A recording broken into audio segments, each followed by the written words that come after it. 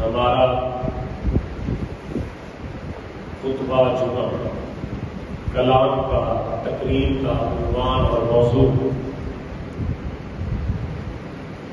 حضور سید عالم پورے مجسم سرکار دو عالم فخر آدم و بنی آدم احمد مصطفیٰ جناب سیدنا محمد مصطفیٰ علیہ تحیۃ السلام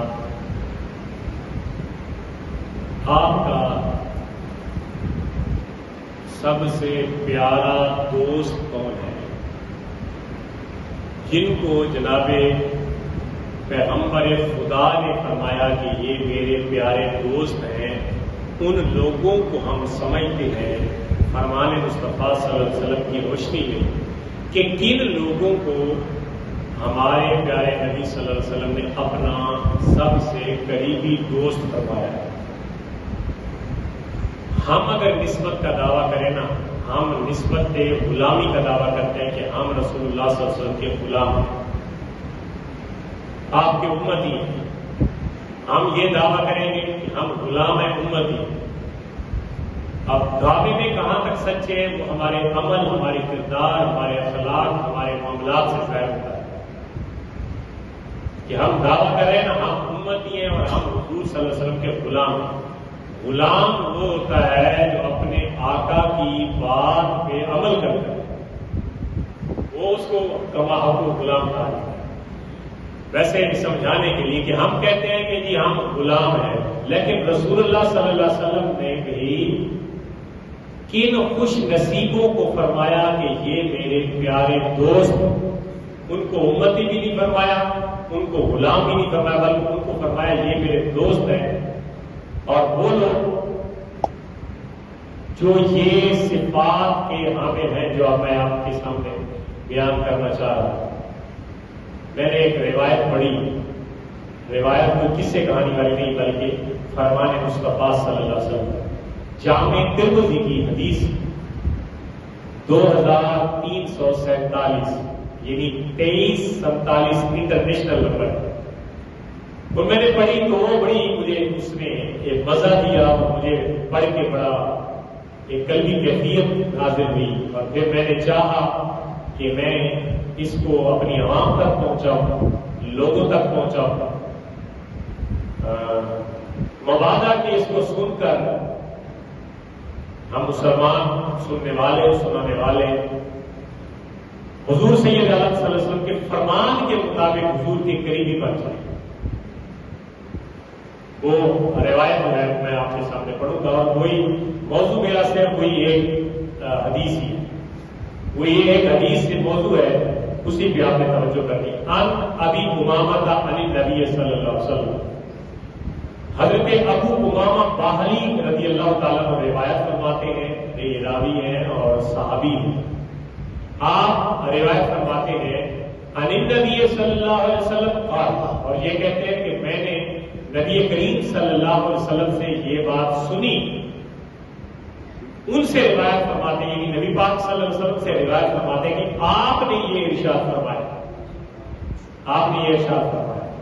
یا اس کے بعد، اس سے پہلے یہ جو سند ہے وہ بیان ہوئی، اور قال کے بعد اب فرمان مصطفیٰ صلی اللہ علیہ وسلم شروع ہو رہا ہے، حدیث مبارکہ شروع ہو رہی ہے، جس کو ہم حدیث کہتے ہیں۔ سنیے، رسول اللہ صلی اللہ علیہ وسلم نے ارشاد فرمایا کہ ان اغبط اولیائی عندی، کہ بے شک میرے نزدیک میرے سب سے قریبی دوست وہ ہیں،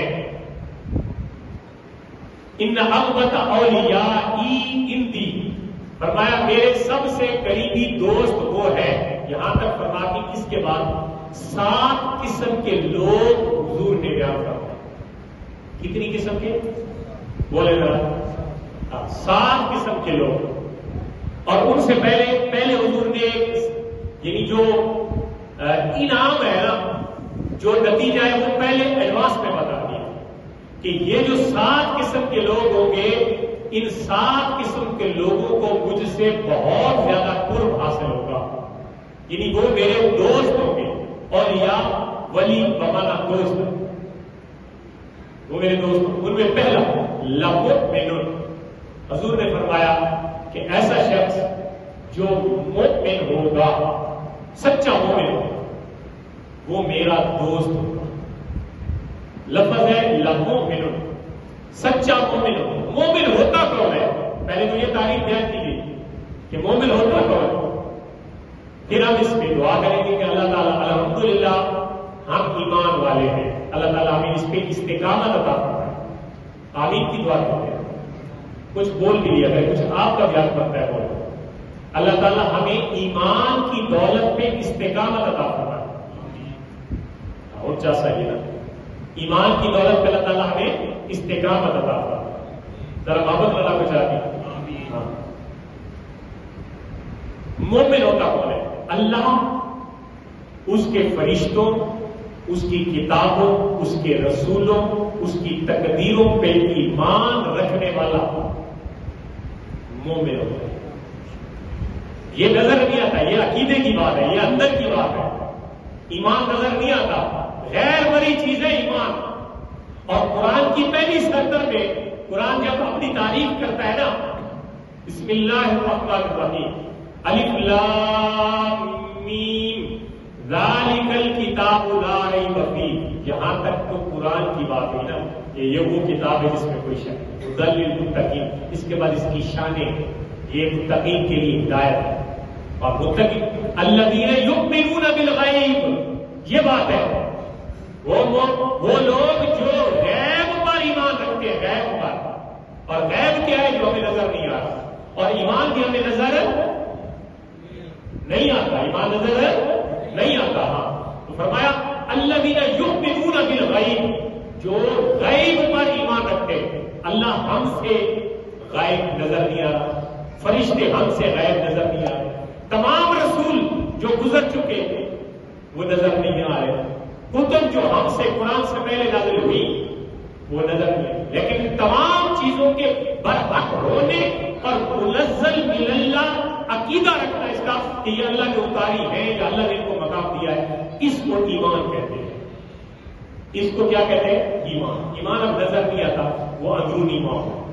بنیادی طور پہ ایمان تصدیق قلب کا نام ہے، یعنی دل جس کی تصدیق کہے کہ یہ ٹھیک ہے، اس کو ایمان کہتے ہیں۔ مثال کے طور پر ہمارا دل یہ کہتا ہے کہ اللہ ایک ہے، یہ کیا ہے؟ ایمان ہے۔ کیا ہے؟ دل تصدیق کرے کسی بات کی، یہ ہمارا دل مانتا ہے کہ نمازیں 4 نہیں ہے بلکہ 5 فرض ہے، یہ کیا ہے؟ ایمان۔ دل سے کسی چیز کی تصدیق ہے۔ بہرحال اس کو سمجھ لینے کے بعد کہ ایمان، پھر ایمان میں عشق کو مد نظر رکھنا چاہیے، عقل کو نہیں۔ عقل اور عشق دونوں چیزوں میں سے عشق آگے اور عقل پیچھے۔ ذرا سمجھیے اس بات کو، عشق آگے ہے، عقل پیچھے۔ ہم عقل کے پیچھے چلنا چاہ رہے ہیں اور عشق کو ہم نے چھوڑا ہے، اس لیے بھٹک رہے ہیں۔ عقل کے پیچھے چلنے والے اکثر بھٹک جاتے ہیں۔ وہ کسی نے کہا تھا نا کہ عقل کو تنقید سے فرصت نہیں، ذرا عشق پہ اعمال کی بنیاد رکھے۔ خوبصورت بات کی ہے، عقل کو تنقید سے فرصت نہیں، عشق پہ اعمال کی بنیاد ہے۔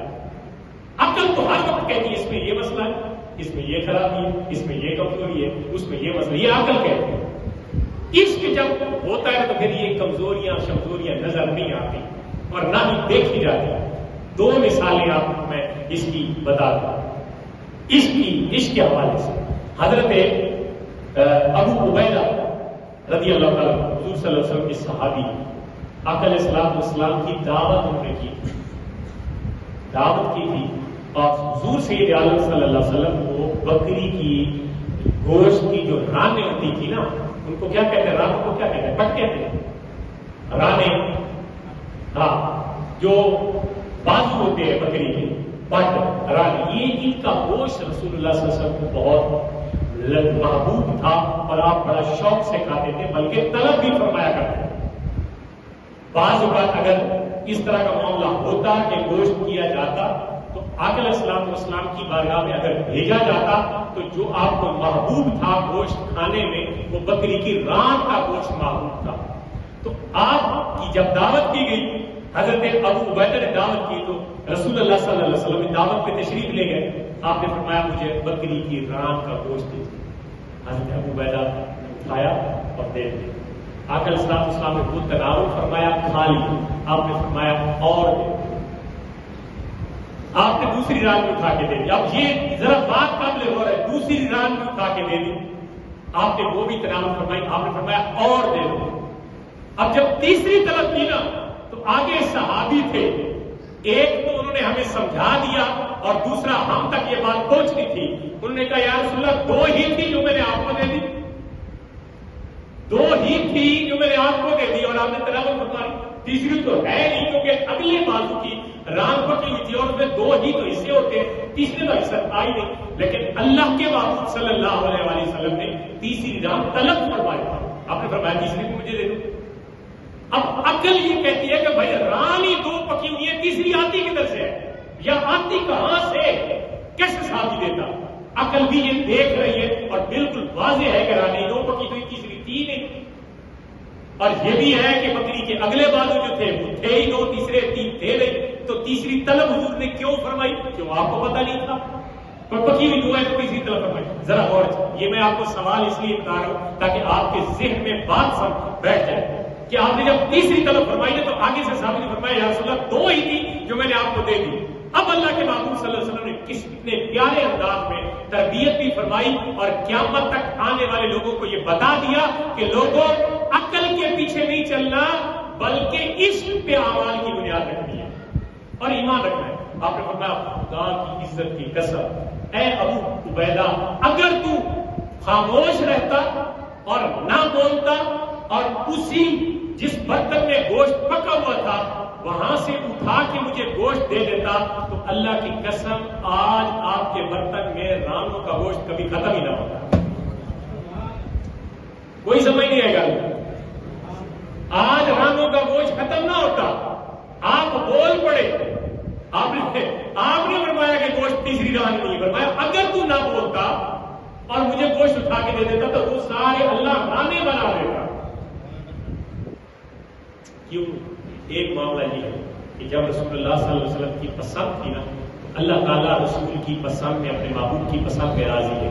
ایک بات یہ. دوسری بات یہ ہے کہ عقل یہاں پہ آڑے آ گئی. ابو عبیدہ نے عقل استعمال کیا تو میں دو ارادے پکی نے ختم ہو گئی. اس لیے تھا کہ جب محبوب نے مانگا ہے تو اٹھا کے دے دیتے، پھر دیکھتے تماشا کہ یہ تو وہ ہستی ہے جو پیالے میں ہاتھ رکھے تو ادھر چشمے پھوٹ پڑتے ہیں. یہ تھا عشق. ایک بات. دوسری بات ایک اور بھی ہے، میری بات پھر لمبی ہو جائے گی، میں بس عشق پہ ایک بات کروں ورنہ امام فخر الدین رازی کی بات آخر دکھا میں تاکہ وہ میں 7 بندے پورے کروں جن کو حضور نے فرمایا یہ میرے دوست ہیں. ایک بندہ جو مومن ہوگا، پکا سچا مومن ہوگا، حضور فرمایا کہ یہ میرے قریب ترین میرا دوست ہوگا مومن. اور مومن کون ہوتا ہے؟ جو عشق کی بنیاد پہ اعمال کرتے ہیں، عقل کی بنیاد پہ نہیں. عقل کی بنیاد پہ تو پھر آگے چل کے میں بتاؤں گا کہ نئے سکالر کہتے ہوئے رکھتا ستارہ ہے ہی نہیں، رکھتا ساتھ تھی ستارہ لفظ تمام کیوں پایا. عقل یہ باتیں کرتی ہے، پھر وہ آگے چل کے بات کرتی ہے. پہلی بات آپ کو سمجھ آئی کہ حضور صلی اللہ علیہ وسلم نے فرمایا کہ لمومن ایسا شخص جو مومن سچا پکا مومن ہوگا وہ میرا یار.